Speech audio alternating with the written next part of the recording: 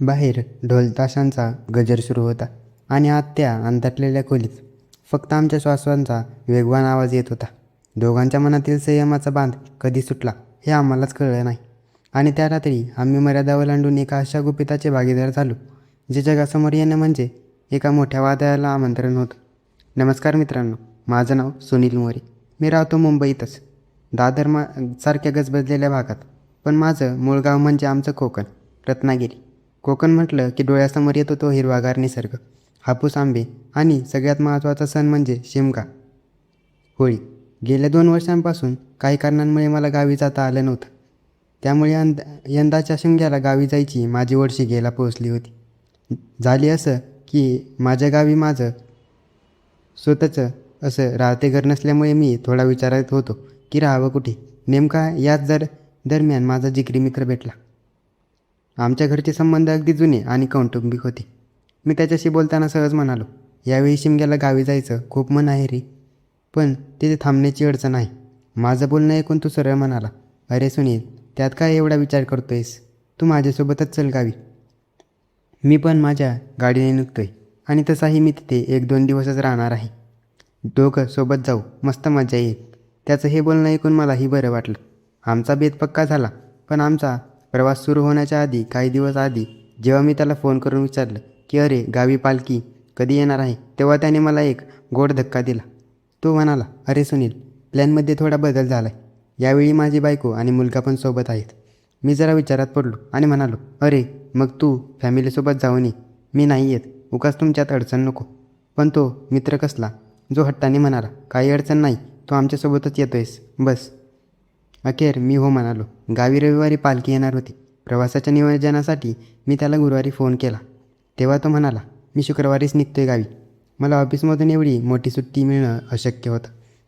मी त्याला म्हणालो, तू निघ, मी शनिवारी रात्रीच्या बसने निघतो आणि रविवारी सकाळी कोकणात पोहोचतो. तू मला स्टेशनवर घ्यायला ये.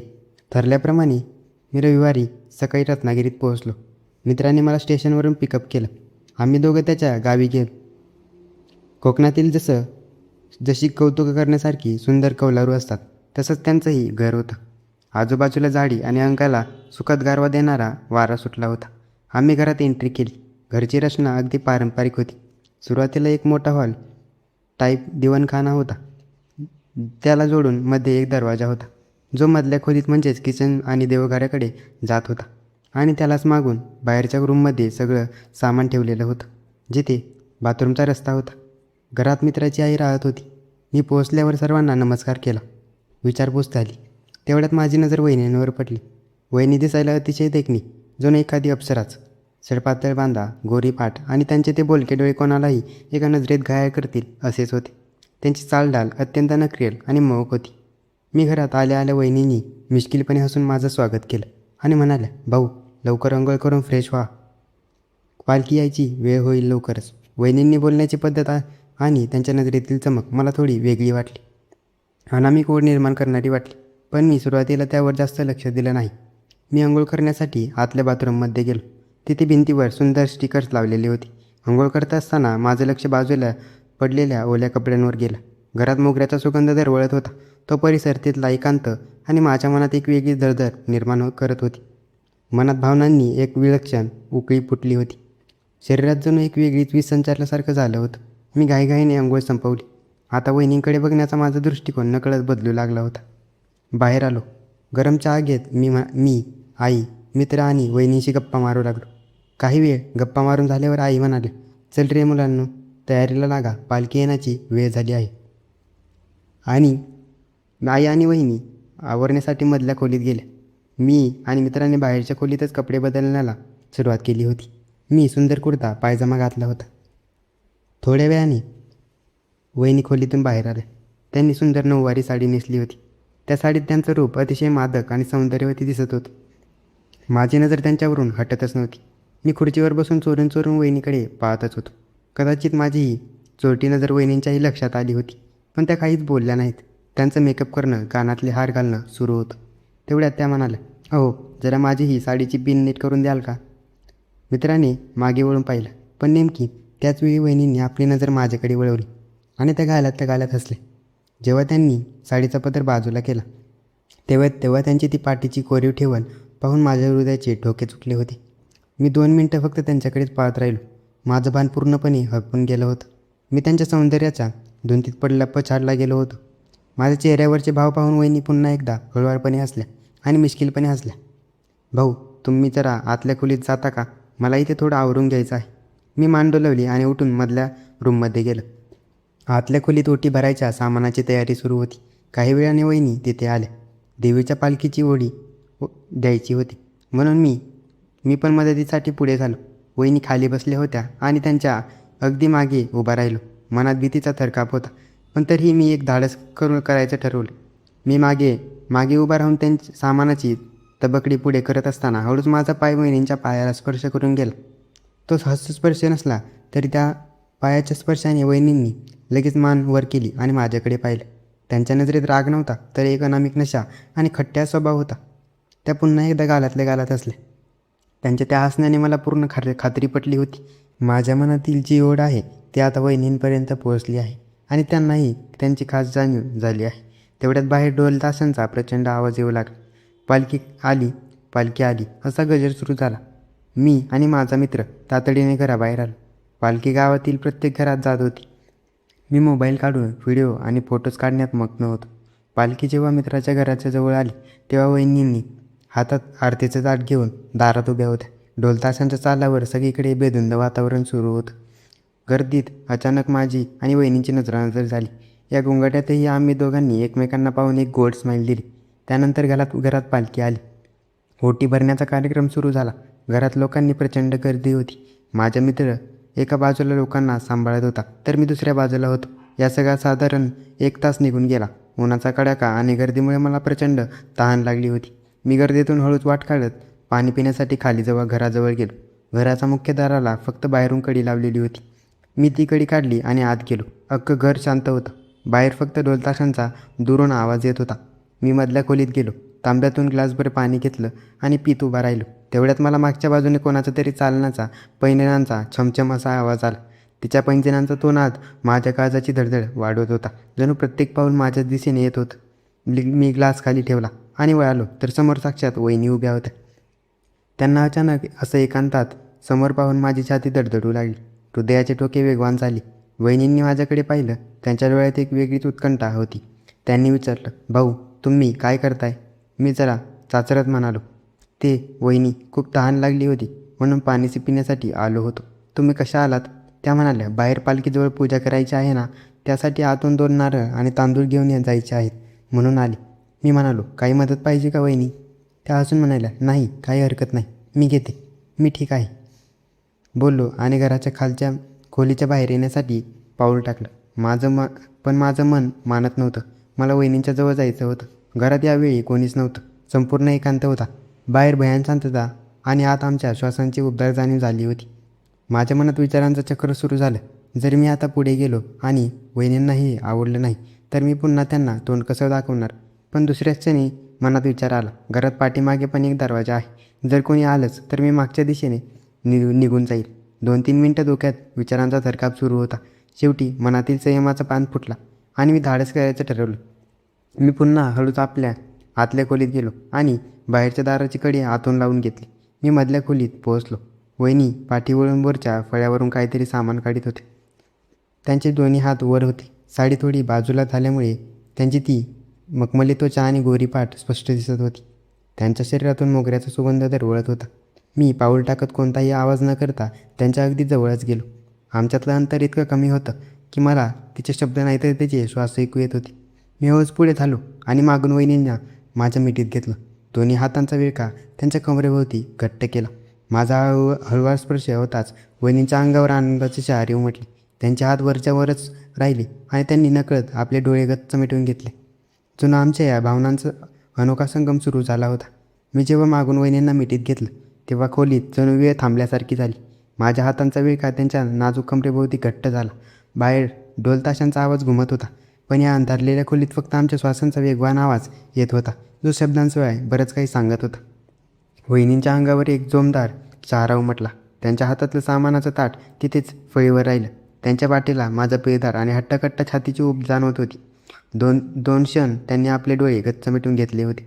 त्यांच्या मानेवर माझ्या श्वासांची उष्णता इतकी वाढली होती की त्यांना स्वतःच्या अस्तित्वाचाही विसर पडला होता. मी माझा चेहरा त्यांच्या मानेजवळ नेला. तिथून येणारा तो मोगऱ्याचा सुगंध मला अधिकच बेधुंद करत होता. मी हळूच माझे ओठ त्यांच्या मानेच्या नाजूक त्वचेजवळ नेले. माझ्या रांगड्या स्पर्शात एक अशी माया आणि ओढ होती ज्याने वहिनींच्या मनातील अस्वस्थता पूर्णपणे दूर केली होती. त्यांनी हळूच आपले हात खाली नेले आणि माझ्या हातांवर आपले मौशार हात ठेवले. चोरून हात शोधण्याचा आमचा हा प्रयत्न आता संपला होता. त्यांनी मागे वळून माझ्या डोळ्यात पाहिलं. अंधारातही त्यांच्या डोळ्यांतील ओढ स्पष्ट दिसत होती. जणू ते बोलके डोळे मला काहीतरी सांगण्यासाठी आतुर झाले होते. भाऊ, कोणीतरी येईल, त्या अत्यंत हळुवार कातील आवाजात म्हणाले. त्यांच्या आवाजातील तो थरकाप आणि लागवी मिठास माझ्या काळजाला ठोका चुकत होती. कोणी नाही येणार वहिनी, बाहेर सगळे पालखीच्या धुंदीत बेभान आहेत. मी त्यांच्या कानाजवळ जाऊन अगदी हळू आवाजात म्हणालो आणि त्या आवाजाच्या कंपनाने त्या पुन्हा एकदा शारून गेल्या होत्या. वहिनींनी हळूच माझ्याकडे वळवून घेतलं. आता त्या माझ्या अगदी समोर उभ्या होत्या. त्यांची ती कांचनकांती आणि उन्हात सौंदर्य पाहून मी नशेत असल्यासारखा झालो होतो. साडीचा पदर एका बाजूला सरकल्यामुळे त्यांची मखमली त्वचा आणि सडपातळ बांधा अधिकच मोहक दिसत होता. दोघांच्या नजरा अशा बेडल्या होत्या की पापणी लावण्याचं भानही कुणाला उरलं नव्हतं. मी धीर केला आणि माझा हात त्यांच्या गालावरून फिरवत त्यांची एक रेशमी बटं हळूच कानामागे सारली. त्यांच्या बोटांच्या या हळुवार स्पर्शाने त्यांच्या अंगावर पुन्हा एकदा शहारे उमटले. तिचे थरथरणारे ओठ बरंच काही बोलू पाहत होती, पण शब्दांऐवजी फक्त सुस्कारीच बाहेर पडले होते. वहिनींनी लाजेने आपली नजर खाली झुकवली. त्यांच्या गालावरची ती गुलाबी लाली अधिकच गडद झाली होती. त्यांनी आपली मर्यादा ओलांडत माझ्या शर्टची कॉलर हळू पकडली आणि मला आपल्या आणखी जवळ खेचलं. त्या क्षणी फक्त आमच्या लयबद्ध श्वासांचा आवाज खोलीत गुंजत होता. दोघांच्याही मनातील संयमाचा बांध आता फुटत चालला होता आणि ओढ मात्र शिगेला पोहोचली होती. मी त्यांना उचलून बाजूला असलेल्या मौशार गादीवर बसवलं. त्यांचं ते मादक रूप आणि समोर हा एकांत. माझा संयम हळूहळू सुटत चालला होता. मी त्यांच्या शेजारी बसलो होतो आणि त्यांचा कापसासारखा मऊ हात माझ्या हातात होता. माझ्या बोटांच्या स्पर्शाने त्यांच्या काळजाची धडधड थेट माझ्या हाताला जाणवू लागली होती. वहिनींनी स्वतःला पूर्णपणे माझ्या स्वाधीन केलं होतं. त्यांनी आपला चेहरा माझ्या खांद्यावर लपवला. त्या रात्री वेळही आपली वाट विसरली होती. आम्ही दोघे इतके जवळ होतो की दोन शरीरं नसून एकच जीव असल्याचा भास होत होता. तेवढ्यात बाहेरून लोकांचा मोठा आवाज आला. पालखी आता पुढच्या घराकडे निघत असल्याचं जाणवलं. त्या आवाजाने वहिनी भानावर आल्या. त्यांनी स्वतःला हळूच सावरून घेतलं. त्यांच्या चेहऱ्यावर एक निराश भीती आणि मनातलं गुपित उघडण्याची धास्ती दिसत होती. त्या गडबडीने उठल्या आणि आपली साडी व्यवस्थित करू लागली. त्यांच्या त्या नजाकतीने भावाने मला पुन्हा एकदा भुरळ घातली. त्यांनी माझ्याकडे पाहिलं. त्यांच्या डोळ्यात आता एक मिश्किलपणे हसण्याचा खट्ट्या स्वभाव परत आला होता. त्या दाराकडे जाता जाता थांबल्या, मागे वळल्या आणि म्हणाल्या, तुम्ही मागच्या दाराने बाहेर पडा, मी पुढचं दार उघडून बाहेर पडते. कोणाला काही कळता कामा नाही. मी फक्त होकाणारा ती मान हलवली. माझ्या मनाच्या कोपऱ्यातील ही आठवण आता कायमची साठवली गेली होती. वहिनींनी पुढच्या दाराची कडी उघडली आणि त्या तांदूळ आणि नारळ घेऊन बाहेर निघून गेल्या. मी 2 मिनिटं तिथेच उभा राहून स्वतःचे श्वास शांत केले आणि घरातल्या मागच्या दाराने हळूच बाहेर पडून गर्दीत सामील झालो. जेव्हा मी बाहेर आलो तेव्हा माझा मित्र लोकांना सांभाळण्यात व्यस्त होता. वहिनी देवीची ओटी भरत होत्या.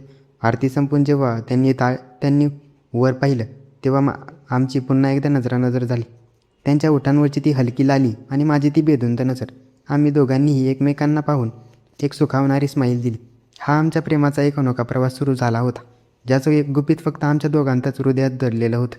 पालखीचा मुख्य सोहळा पार पडला आणि संध्याकाळ सरत होती. गावातील गर्दी हळूहळू ओसरली. दिवसभराच्या धावपळीमुळे सर्वजण थकले होते. रात्रीचं जेवण झाल्यानंतर आई आणि माझा मित्र शेजारच्या भजनाला गेले होते, तर मित्राचा मुलगा दिवाणखान्यात गाढ झोपी गेला होता. मी मात्र माझ्या खोलीत पडलो होतो, पण माझ्या डोळ्यात झोप नव्हती. माझ्या मनात सारखे वहिनींचे विचार येत होते. तेवढ्यात रात्रीच्या त्या अथांग एकांतात बाहेर पावसाची हलकी सर येऊ लागली. हवेत अचानक एक सुंदर गारवा आणि उबदारपणा जाणवू लागला होता. मी पाणी पिण्याच्या बहाण्याने हळूच उठलो आणि मधल्या खोलीच्या दिशेने गेलो. तिथे मंद दिवा जळत होता. मी खोलीत प्रवेश केला तर समोर वहिनी उभ्या होत्या. त्यांनी रात्रीचे सुती कपडे घातले होते. त्यांचे ते ओले पाठीवर केस मोकळे सोडलेले होते. त्यांच्या ओल्या केसांतून पाण्याचा एक थेंब त्यांच्या मानेवरून खाली बसरत होता आणि माझी नजर त्या थेंबांचा पाठलाग करत होती. मला पाहताच वहिनींच्या नजरेतील ती ओढ अधिकच वाढली. त्यांनी कोणताही अपेक्षा घेतला नाही आणि मी पुढे पाऊल टाकलं आणि त्यांना थेट भिंतीपाशी अडवलं. माझी ती रांगडी आणि बेभाम नजर पाहून त्यांची वाचाच बसली. त्यांच्या मनातील उत्कंठा आणि शरीरातील शिराशिरीला स्पष्ट जाणवत होती. मी हळूच पुढे झालो आणि त्यांना पुन्हा एकदा कवेत घेतलं. यावेळी आमचे आलिंगन अधिकच आवेशपूर्ण होते. माझ्या पिळदार शरीराची उष्णता त्यांच्या मौशाल आणि मखमली त्वचेला स्पर्श करत होती. वहिनींनी स्वतःचे भान हरपून आपले दोन्ही हात माझ्या कमरेभोवती घट्ट ओढले. जणू त्यांना खात्री करून घ्यायची होती की हे सगळं स्वप्न तर नाही ना.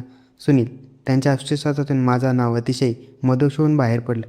त्यांच्या मानेजवळ माझी श्वासाची उष्णता इतकी वाढली होती की जणू बर्फाला आगीचा स्पर्श व्हावा आणि सगळं काही तिथेच विरघळून जाऊ. मी माझी हनवटी त्यांच्या खांद्यावर ठेवून त्यांच्या पाठीवर हळूवारपणे हात फिरवला. स्पर्शवेड्या वहिनींनी नकळत आपले डोळे गच्च मिटून घेतले. त्यांच्या प्रत्येक श्वासांसोबत माझी तृष्णा आणि हव्यास अधिकच वाढत चालला होता. त्या रात्री खोलीतील भयान शांतता फक्त आमचे हृदयाचे ठोके आणि लयबद्ध श्वासांचा वेगवान आवाज गुंजत होता. वहिनींचे मादक रूप आणि त्यांच्या शरीरातून येणारा तो मोहक दरवळ मला आणखीनच बेधुंद करत होता. मी हळूच त्यांची बोटं त्यांच्या हाताच्या तळव्यावर फिरवली आणि तिथे एक हलकी प्रेमाची मोहर उमटली. त्या अवस्थेत त्यांनी लाजेने अधिकच माझ्या मिठीत स्वतःला झोकवून दिलं. मी त्यांची हनवटी हळूच वर उचलली. तिचे थरथरणारे ओठ बरंच काही बोलू पाहत होती. दोघेही एकमेकांच्या मोहात नक्षीकांत बुडाले होते. दोघांच्या ओठांमधलं अंतर जेव्हा मिटलं तेव्हा जणू विश्वातील सर्व शक्ती एक जागी एकटवली होती. तो क्षण तो एक स्वप्नानुभव होता जिथे भावनांचा संगम अमर्याद होता. त्या गरम हवेत आमचे शरीर घामाचलेले होते, पण मनातील ओढ कमी होत नव्हती.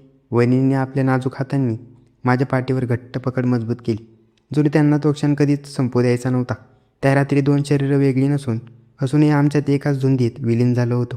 रात्र संपत आली आणि पहाटेची गुलाबी थंडी सुरू झाली. वहिनींनी हळू स्वतःला माझ्या विळख्यातून सावरून घेतलं. त्यांच्या चेहऱ्यावर एक तृप्ततेचं भाव आणि ओठांवर एक मदाळ हसू होतं.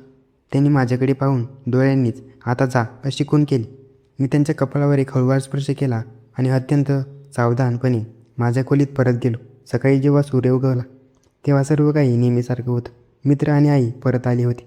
चहाची वेळ जेव्हा वहिनी माझ्यासोबत आल्या तेव्हा त्यांच्या नजरेत एक वेगळी चमक होती. आम्ही दोघांनीही अत्यंत कौशल्याने हे आमचंही गुपित सुख जगापासून लपून ठेवलं होतं. हा आमच्या आयुष्यातील एक असा रम्य आणि अनोखा प्रवास होता ज्याची मनाच्या कोपऱ्यातील आठवण कधीही पुसली जाणार नव्हती.